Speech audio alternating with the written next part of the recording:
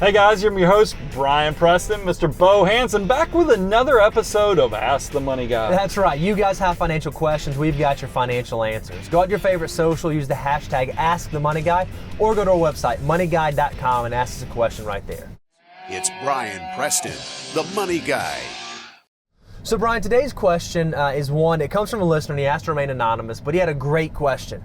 He's thinking about buying a house when he finishes up some things that he's currently working on. He's thinking he might buy a house in the next 4 to 8 years. Okay. That's sort of his time frame. And this is his question. I'm going to make the decision to purchase a house.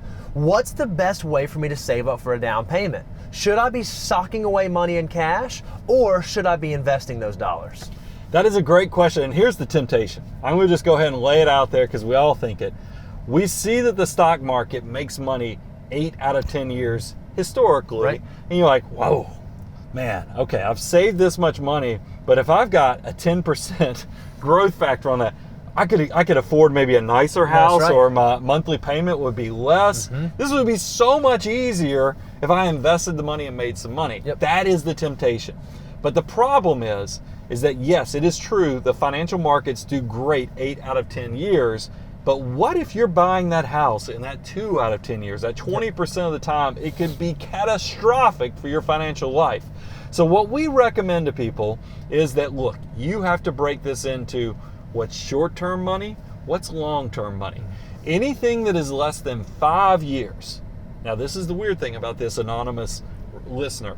He said 4 to 8 years. Yeah. So I'm going to have an answer for him in a second, but I want to break out. Let's just go with the black and white answers first. When you're under 5 years, that short-term money, the easy answer is, without a doubt, that should be liquid, probably in something like a cash account or a money market, and you can do those with the high-interest, FDIC-insured online banks that are paying over 2%, usually around 2.25% right now. You can go on bankrate.com to see the best FDIC insured money market accounts that are out there. So that's for your short-term money. So if you're thinking about buying a house inside of the next 5 years and you will need the down payment inside of the next 5 years, cash is the answer. Long-term, meaning that 5 years and greater, now you can start thinking about this as that this is a decision that I should probably have a diversified portfolio that can maybe help me not only have some liquidity, but also allow me to tap into that 8 out of 10 year growth opportunity of investing. So that's why we sell anybody. It doesn't have to just be a house. It could be if you're saving up for an engagement ring or some big purchase like a big trip or something like that. Stuff that's short-term, liquid, but long-term can definitely be invested. Now, our listeners go here and go, well, that's simple. I knew that. So it's probably going to come somewhere in between because he said he was 4 to 8 years. If you have a question mark like that, I still think it comes down to you have to figure out if is it short-term, long-term, but you can now start saying, I'm going to do diversified investment, but I'm going to lean the needle towards where if it's 4 or if it's 8 years. If you think it's truly 8 years, go with a full invested portfolio that's diversified so you have some of that liquidity. If you think it's going to be 4 years, but you're just not quite sure, maybe you're going to have 80% of it in cash, and then you might have 20% that you invest because you're leaning closer towards the cash, but you know that it's long-term enough that you probably want to put a little of that money to work. Now, there's a huge benefit when you work this kind of strategy. Whether you're sitting on a lump sum, maybe you just sold a business or you got an inheritance or someone gifted you some money.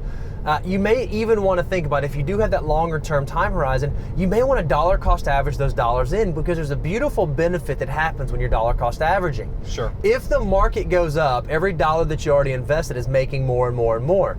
If the market's going down, you're actually buying in at lower and lower levels. But the beautiful thing is say that you do want to buy that house at the absolute worst time, bottom of the market. If you've been consistently dollar cost averaging, the money you put in last month hasn't lost that much. And the money you put in 2 months ago hasn't lost that much. And 3 months ago, so you're naturally buying yourself down. It's a great way to toe the line rather than saying, okay, well, I'm all investing, all cash. You put a plan in place that lets you systematically work into that system. And we've done it. We've done whole shows on this. So if you're interested in lump sum versus dollar cost averaging, we've done shows, but I can tell you, just giving you the Cliff Notes version, 10 months is about how long you want to do a dollar cost averaging strategy. But when it comes back to, do you invest the money or do you have it just sitting in cash? It all comes down to what's your time frame for making that decision. Try to find the balance that works in between those things. Don't get greedy. Make sure you're balancing out that fear and greed so that your money's there when you actually need it for making these big life-changing decisions and purchases. That's right. If you guys have a financial question, if you're curious about something in your personal situation, feel free to reach out to us. Go to moneyguy.com, ask us a question, or go to your favorite social, use the hashtag AskTheMoneyGuy, and we'll answer your question right here in the Tesla. I'm your host, Brian Preston, Mr. Bo Hansen. Keep those questions coming.